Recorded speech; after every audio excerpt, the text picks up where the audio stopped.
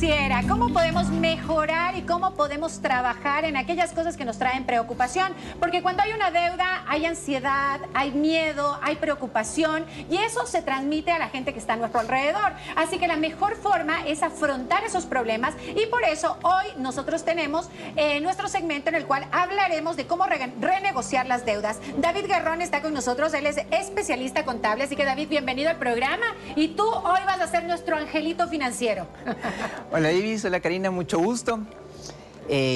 Yo soy director contable de HG Contadores Consultores. Uno de nuestros fuertes, y hemos visto la necesidad, es justamente esto de abordar las finanzas personales, todo lo que es educación financiera. Y para esto es también bueno entender primero qué es una deuda buena, qué es una deuda mala. Y para esto también quiero empezar que una deuda, no toda deuda es mala. Lo malo es sobreendeudarse. Exacto. Una deuda mala es aquella deuda que no nos genera un rendimiento financiero. Es, por ejemplo, si yo me compro de gusto un celular, y obviamente mi celular sí me funciona, pero quiero cambiarme al iPhone 15, pero no lo necesito. Quiero comprarme la nueva Smart de 60 pulgadas y ese tipo de gastos, realmente quiero renovar un carro, eso es una deuda mala que no me genera ningún rendimiento financiero. Perfecto. Pero, ¿qué es una deuda buena? Una deuda buena en este caso, si yo tengo una agencia de marketing y necesito una cámara y yo sé que hago multimedia por medio de mi celular, esa es una inversión, una deuda buena. Me compro un vehículo para ponerlo a trabajar y se termina pagando solo, es una deuda buena. Cuando quiero ampliar mi negocio, mi emprendimiento, ese tipo de deudas son buenas. David, ahora, a ver, si vivo, por ejemplo, con mi pareja y entre los dos obviamente compartimos los gastos del hogar, ¿cuál sería el porcentaje en el que máximo podemos llegar a decir, a ver, de lo que vamos pagando, esto es de deudas? Hasta ahí llegamos, no sé, un 30, 20%, 40%, ¿hasta cuánto debería ser? O mi sueldo si soy una persona que vivo sola o en conjunto si vivo con una pareja y entre los dos afrontamos gastos. Karina, muy buena tu pregunta, realmente. A veces por este tipo de no conversarlo antes se llega a tener problemas. ¿Qué es lo que nosotros recomendamos siempre que damos nuestras asesorías? Es manejar nuestras finanzas personales de forma de un pastel, hablando 50, 30, 20. Con el 50% yo vivo, cubro mis necesidades personales. Educación de mis hijos, salud, educación, vivienda, arriendo, cuotas de las tarjetas. Yo vivo con el 50% de mis ingresos, de pareja en total. Con el 30%, mis gastos, o digo mis gustos, me quiero ir de viaje, cumpleaños, regalos, ropa, salidas.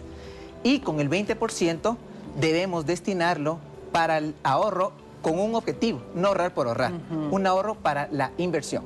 Entonces realmente es lo que yo recomiendo y cuando hablamos de pareja en finanzas personales, porque ese es otro tema muy amplio y muy bonito que lo podemos conversar, es manejar las cuentas por separado, pero en una sola canasta.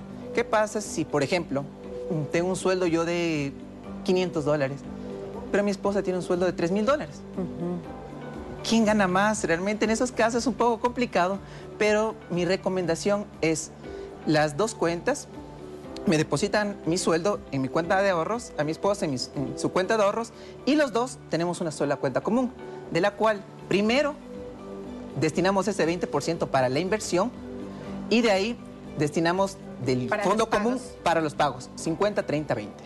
Mira, qué importante es hablar de estos temas, sobre todo en la parte financiera, cuando los dos trabajan, cuando reciben un sueldo y ponerse de acuerdo en cómo lo van a invertir o cómo lo van a gastar. Ahora, ¿es válido renegociar una deuda? ¿Se puede renegociar una deuda con el banco? Yo digo siempre, hay mucha gente que sirve de prestamista y ese es un riesgo. Entonces, ¿qué pasa con la gente que se endeuda no con una entidad legal, sino con cualquier persona? De verdad, esto nos sucede más de lo común, digo yo. Realmente, primero mi consejo sería no nos endeudemos con lugares en los cuales no son entidades financieras seguras.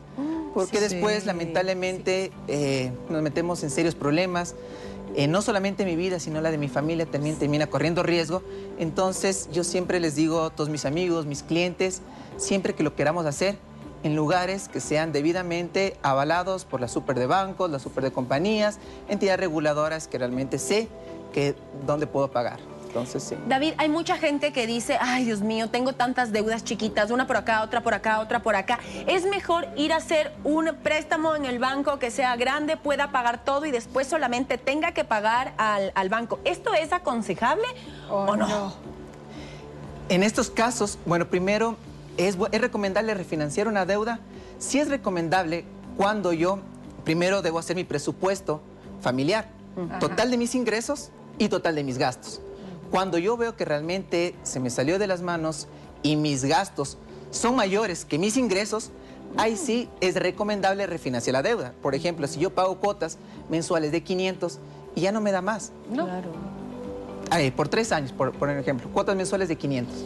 Refinancio a 5 años a $300. Claro. Tengo un colchón y un respiro. Y lo que tú dices, sí, eso se llama consolidar una deuda. Ok. Puedo yo sacar un préstamo, pago Pagar. todas mis deudas, familia, amigos, cooperativa, bancos, y me quedo con una sola.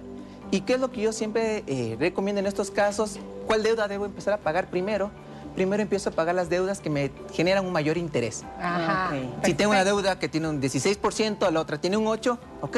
Me quedo voy- con la de 8. Correcto. Primero pagamos las deudas que me generan un mayor interés. Perfecto, solamente flaquita Claro, para antes de cerrar, cerrar. creo que es súper importante. ¿Qué consejos tú nos das? Yo hablaba al inicio del programa que hablar con nuestros hijos de educación financiera es súper importante. ¿Qué consejos tú nos das como padres? Sentarnos con nuestros hijos y desde pequeños hacerles entender cómo funciona, porque muchos papás es como, qué miedo, ¿cómo voy a hablar de dinero con mis hijos? Pero es súper importante. ¿Qué temas que nos puedas decir son claves para sentarnos en la mesa y hablar con nuestros hijos para que ellos tengan educación financiera? Muy, muy buenas sus preguntas. Realmente, ¿qué es lo que yo recomendaría a mis hijos? Primero, inviertan en uno mismo.